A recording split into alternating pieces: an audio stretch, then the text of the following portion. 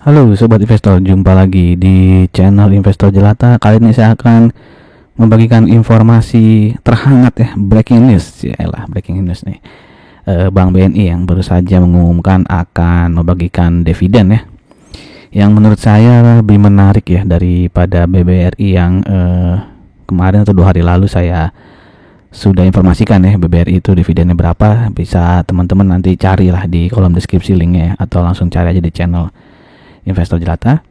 Begitupun dengan informasi-informasi ya terkait prediksi dividen ya dari ITMG, ASI, Adara, UNTR ya yang sudah merilis laporan keuangan kuartal 4-nya. Lalu bisa juga jika teman-teman pecinta Hexa bisa tonton di sini ya perkembangan laporan keuangan kuartal 3-nya Hexa, plus ada 10 dividen saham terbesar ya, daftar 10 dividen yield saham terbesar 5 tahun terakhir gitu ya. Semua ini bisa teman-teman tonton ya di channel Investor Jelata, nanti linknya bisa cari di kolom deskripsi. Oke, sebulanan lalu ya saya juga sudah pernah buat Bank BNI ya, ketika itu dia baru saja rilis laporan keuangan kuartal 4-nya, lalu saya bahas dan saya berikan juga prediksi dividennya berapa rupiah waktu itu ya.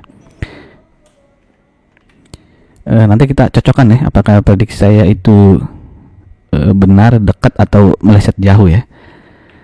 Oke, kita flashback dulu nih, singkat aja ya. Jadi laporan keuangan akhir tahun 2023-nya BBNI itu pendapatan bunganya naik 12,46% ya, laba bersihnya naik 14,2% ya.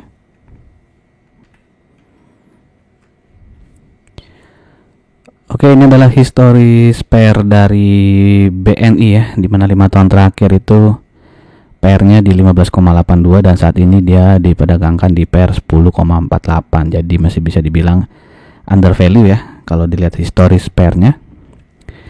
Sedangkan untuk PBV-nya bisa lihat sini rata-rata 5 tahun terakhir itu di 1,14 ya.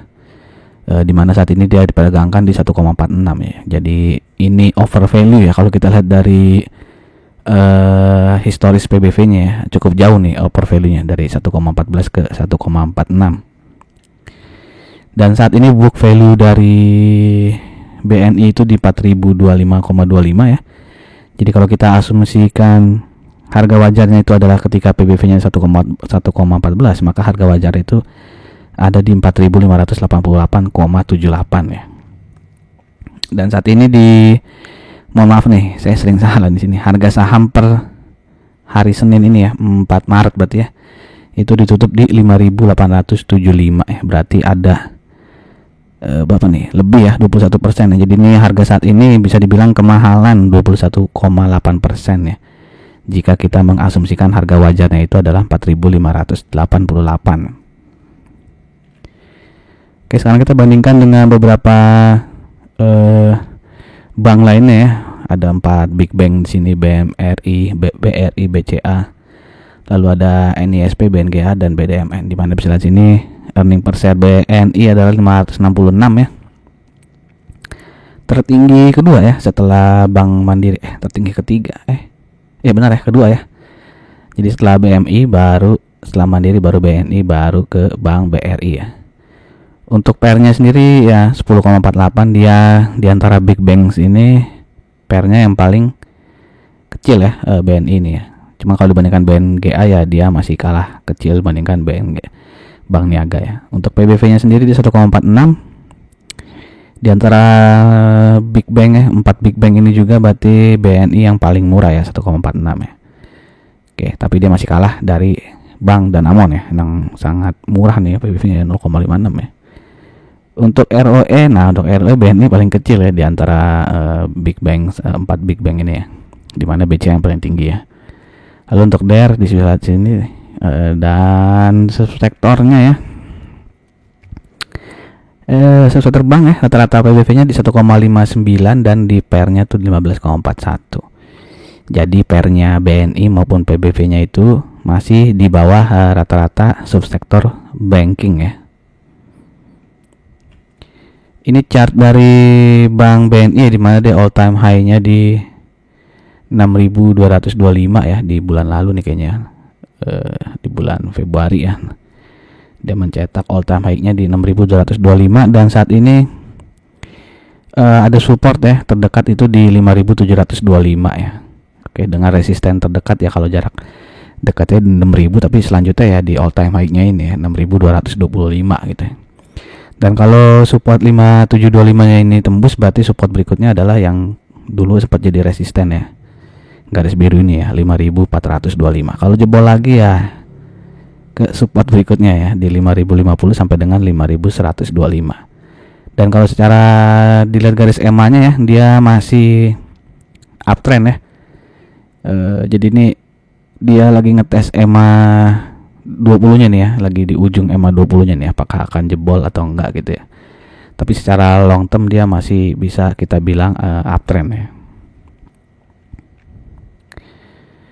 Oke, lalu ini dividen historinya, di mana tahun lalu dia dividen payout ratio-nya 39,98% ya. Termasuk yang paling tinggi ya, karena sebelum-sebelumnya dia selalu di bawah 35% nih. Dan di video sebelumnya itu ya, saya membuat prediksi ya, kalau dividen payout ratio-nya sama seperti tahun lalu 40% ya, maka dividennya itu adalah 40% dikalikan earning per share-nya ya, yang 561 rupiah. Itu dapatlah 224,4 rupiah ya. Dan saat itu ketika video dibuat harga sahamnya masih di 5425 ya. Kalau sekarang kan di 5.875 ya. Dan kalau kita agak pesimis ya, dividen payout ratio-nya 25%, karena dia pernah juga 25%, maka dividennya sekitar 140,25, alias dividen yield-nya potensinya hanya 2,58 gitu ya. Jadi ini versi prediksi ya, sebelum dividennya diumumkan ya bulan lalu, itu berarti dividennya 224 rupiah. Kalau versi optimis, versi pesimisnya 140,25. Nah, sekarang dia mengumumkan ya, hari ini mengumumkan dividen payout ratio-nya ternyata 42,76. Wah, lumayan bagus nih, di atas prediksi berarti ya, walaupun cuma sedikit ya, lebih tinggi 2,76%. Nah, itu berarti dividennya adalah 280,49 rupiah ya. Kalau dibagi dengan harga saham di penutupan Senin ini 5875, berarti itu potensi dividen yieldnya 4,77 ya. Jadi cukup menarik ya, 4,77. Kalau nggak salah yang BRI kemarin di sekitar 3,8%-an ya dividen yieldnya ya. Bisa teman-teman cek lagi video tentang BRI ya. Nah, jadi kesimpulannya ya, aktualnya itu dividennya 280. Waktu itu saya prediksi 224 ya. Jadi di atas prediksi saya sebelumnya ya. Meleset, tapi meleset yang mengenakan ya lah. Karena dia melesetnya jauh di atas ya. 224 versus 280 rupiah. Dan bagaimana menurut teman-teman? Oh ya, dividen kumdatnya belum diumumin ya. Jika teman-teman tahu tanggal kumdatnya berapa, bisa tolong infokan ya di kolom komen. Nah, menurut teman-teman bagaimana? Apakah teman-teman sependapat dengan saya BBNI ini lebih menarik ya, kalau dilihat dari dividen yieldnya ya, dibandingkan BRI ya. Tapi ya kalau ada yang nanya masuk sekarang buat ngejar dividennya aman atau enggak, saya pribadi ya agak ngeri-ngeri sedap ya kalau udah di harga atas seperti ini gitu ya. Enaknya sih ketika dia diumumkan kan, waktu itu laporan keuangan diumumkan harganya masih 5425 gitu ya.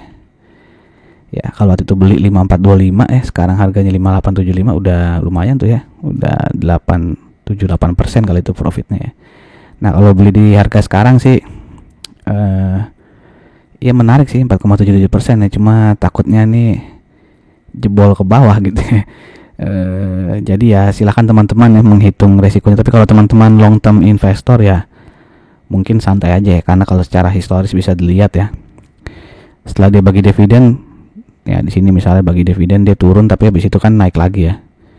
Di sini pun ya 2022 dia bagi dividen, sempat turun sedikit di sini lalu naik ya, melebihi harga sebelum pembagian dividen. Begitupun tahun 2021 di sini dia turun ya, tapi sempat naik dikit doang ya. Habis itu turun lagi, tapi pada akhirnya kan dia bisa mencetak all time high baru ya. Begitupun dengan bank-bank big bank lain tuh seperti Mandiri, Bank BRI, BCA, patternnya tuh sama lah dengan BNI ini ya. Jadi dia selalu bisa mencetak all time high-nya ya, minimal ya 7-8 tahun ke belakang ya, dia selalu naik terus harganya.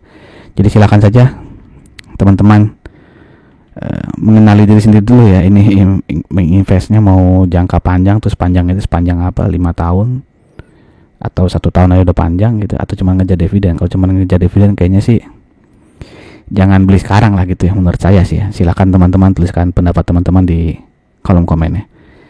Oke, itu saja dari saya. Semoga bermanfaat. Sampai jumpa lagi di video berikutnya. Salam jelata.